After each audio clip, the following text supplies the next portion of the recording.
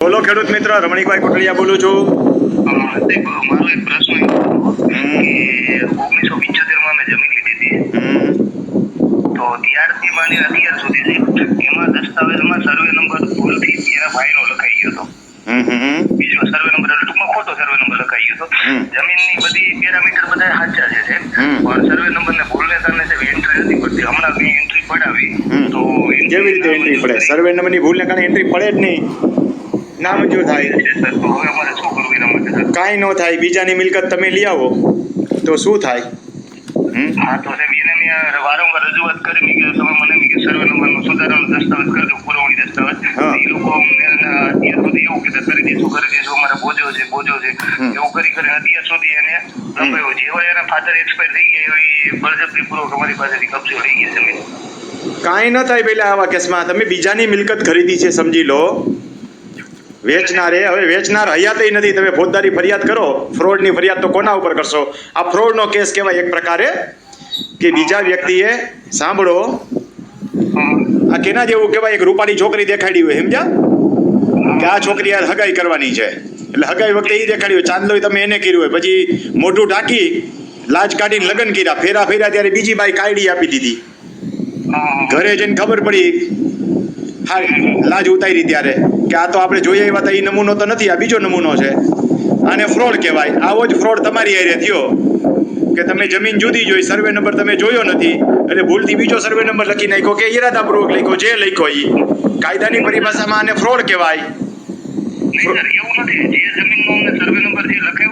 હા, એ જમીન એના નામે નથી ને. એ હું થઈ ગયું? એ મેં દાખલો દીધો બરાબર જ દીધો. દાખલો તો મેં વ્યવસ્થિત બરાબર જ દીધો કે બતાવી છોકરી આ નથી, એટલે દસ્તાવેજ તમે કરી લીધો, એ જમીન એ નથી, એનું કાંઈ ના થાય. વ્યક્તિ હયાત હો તો તમે ફ્રોડ કરી શકે. ફ્રોડનો કેસ વારસદાર ઉપર ન થાય. સમજાણું? એલર્ટ રહેવું પડે. જમીન મકાનમાં કશું ન થાય, તમારે હાથ ધોઈ નાખવા પડે. જેમ ખીચું કપાઈ જાય એમ તમારું ખીચું કપાઈ ગયું.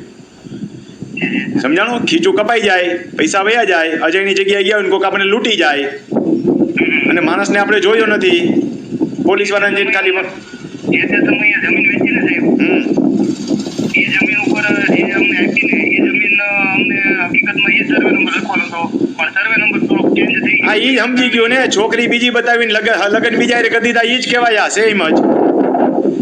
તમે જમીન ખરીદી છે, એ જમીન આ નથી, પતી ગયું. વસ્તુ એક જ થઈ. વર્ણનમાં તમે શું કર્યું છે અગત્યનું નથી. વર્ણનમાં એમ કે રૂપાળી હતી, લાંબા વાળ હતા, કાળા વાળ હતા, ઓલી જોઈતી જે આ છોકરી એવી છે, એ વર્ણન કહેવાય ચતુર્દિશાનું. જોવાની ચતુર્દિશાનું વર્ણન નથી. જોવાનું એ છે કે જે વેચાતો સર્વે નંબર રાખ્યો છે આ છે કે નહીં. હા, કાંઈ ન થાય તમારા આ કેસમાં. પૈસા બગાડોમાં. હા, ભલે ભાઈ, આવજો.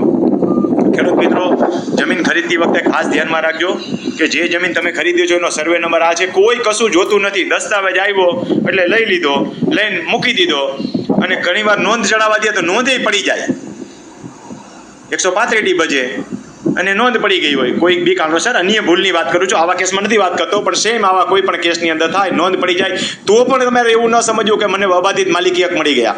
અબાધિત માલિકી હક ત્યારે મળે છે કે જ્યારે એ જમીન તમે ખરીદો છો પ્રોપર જગ્યાએ હોય, પ્રોપર વસ્તુ તમે ખરીદી હોય, પ્રોપર વ્યક્તિએ સહી કરી હોય, એટલે કે બધા પેરામીટર્સ પૂરા થતા હોય, ત્યારે તમને માલિકી હક ટ્રાન્સફર થાય છે. એ ખાસ ધ્યાનમાં રાખવું.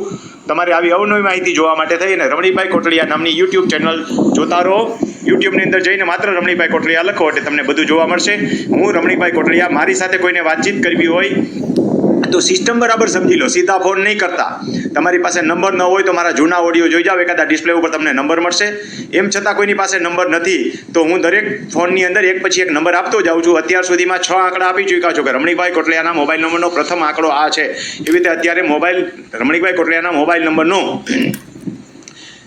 આંકડા જે છે એક પછી એક આપતા જાઉં છું. એ કલેક્ટ કરો અને પછી જે છે એ તમે નંબર સેવ કરી રાખો. એટલે જ્યારે તમારે જરૂર પડે ત્યારે વોટ્સએપથી મેસેજ કરો, અને પછી જે છે એ વોટ્સએપના મેસેજનો હું તમને આ રીતે જે આ ભાઈને જવાબ આપું છું એ રીતે જવાબ આપીશ. મારા નંબર મેળવતા રહેજો. નંબર આવી જાય એટલે સીધો ફોન નથી કરવાનો. આમાં હું કોઈ નંબર આપતો નથી. નંબર આપવા માટે મારા ઓડિયો જોતા રહેજો એટલે તમને તમારી પાસે નંબર આવી જશે.